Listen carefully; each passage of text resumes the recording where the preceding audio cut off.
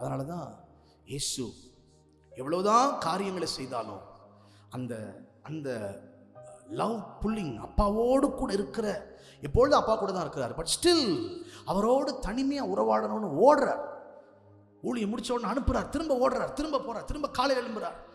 எவ்வளோ நேரம் தூங்கினார் இன்னுமே தெரியல. ஆனால் அதிகமாய் இன்னைக்கு அது போல அப்பாவோடு கூட இருக்கிற ஒரு உறவுக்குள்ள நீங்களும் நானும் வரும்போது நிச்சயமாய் நம்முடைய வாழ்க்கை இருக்கிற வண்ணமாக இருக்காது.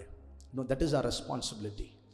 ஒரு முறை நான் சவுத் ஆஃப்ரிக்காவில் இருக்கும்போது எனக்கு ஐ வாஸ் ப்ரீச்சிங். அப்போது ஒரு காரியத்தை திடீர்னு அங்கே நிற்கும் போது அப்படியே என் வாயில் அப்படியே நான் பேச ஆரம்பித்தேன். அதில் ஒன்று சொன்னார், என்ன அப்படின்னா, when you do what you can do, I will do what you can never do. உன்னால் முடிஞ்சதை நீ செஞ்ச அப்படின்னா உன்னால் முடியாததை நான் உனக்கு செய்வேன். நிறைய நேரங்களில் ஏன் நம்மால் முடியாததை அவரால் செய்ய முடியல அப்படின்னா, நம்மால் முடிஞ்சதை நம்ம செய்யாமல் இருக்கிறதுனால தான் அவரால் மட்டுமே செய்ய முடிந்ததை அவரால் செய்ய முடியாமல் உட்காந்துருக்கார்.